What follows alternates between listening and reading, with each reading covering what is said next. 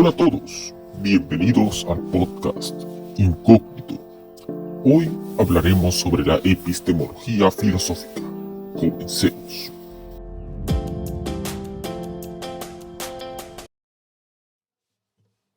Hoy en día sabemos que el aprendizaje de conocimiento forma parte de las necesidades de nuestra vida diaria y por el cual también podemos tener un conjunto de conocimientos básicos que denominamos universalmente como sentido común, pero lo que para nosotros hoy en día nos resulta común y obvio de saber lleva un proceso de desarrollo complejo y contradictorio a lo largo de la historia, y eso es gracias a la epistemología.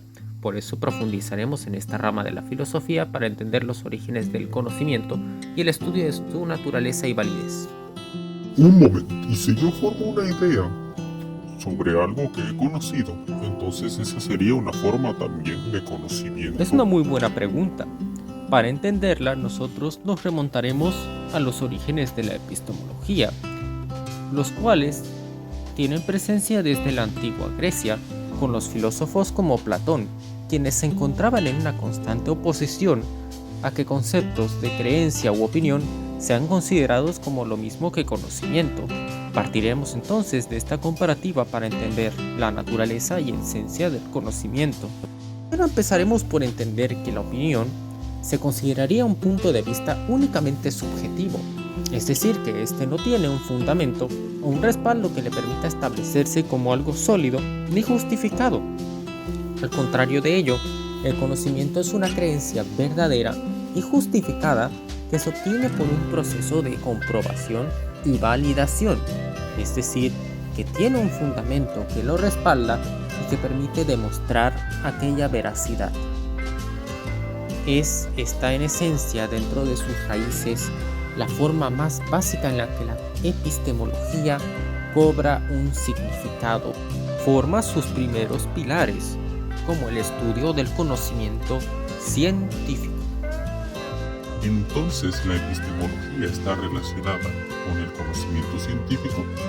Así es, debido a eso, en la era renacentista, la epistemología se puede formar como tal, con los grandes pensadores como Galileo Galilei, Johannes Kepler, René Descartes, Isaac Newton, John Locke o Immanuel Kant, entre otros, que se dedicaron a poder analizar estos fenómenos científicos y su veracidad, dando el pie a que en el siglo XX puedan aparecer importantes escuelas de la epistemología como el neopositivismo lógico y el racionalismo crítico, que habrían de tomar sus bases dentro de estas teorías renacentistas.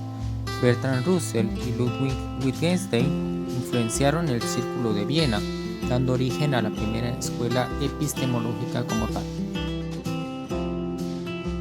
Entonces, ¿qué es la epistemología? El término epistemología deriva del griego episteme, que significa conocimiento, y es una rama de la filosofía que se ocupa de todos los elementos que procuran la adquisición de conocimiento e investiga los fundamentos, límites, métodos y validez del mismo. La epistemología tiene por objeto ese conocimiento que se soporta en sí mismo o que soporta alguna disciplina en su especificidad, lo que la sustenta como tal, su esencia, sus alcances y límites en su acepción interna, que es propia de la disciplina en la que se ve involucrada, y la externa, que es su influencia en el contexto social. Asimismo, la epistemología puede considerarse como aquella parte de la ciencia que tiene como objeto hacer un recorrido por la historia del sujeto respecto a la construcción del conocimiento científico. Podríamos considerar que la epistemología da ese cimiento a los caminos del conocimiento científico, pues a diferencia de la gnoseología, que ha de valer la pena aclarar la distinción, es únicamente dedicada al conocimiento científico y no al general. Entonces, ¿cómo se pueden aplicar los criterios epistemológicos? Pues una forma de aplicar criterios epistemológicos es a través del uso de la creencia, la verdad y la justificación. La creencia se puede comprobar si alguien no puede decir que sabe algo si no cree que eso es cierto. La verdad se puede comprobar viendo si alguien que cree en algo falso no lo sabe como un hecho, sino que está equivocado. Mientras que para la justificación, alguien debe tener una justificación razonable para aquello en lo que cree sea considerado conocimiento verdadero.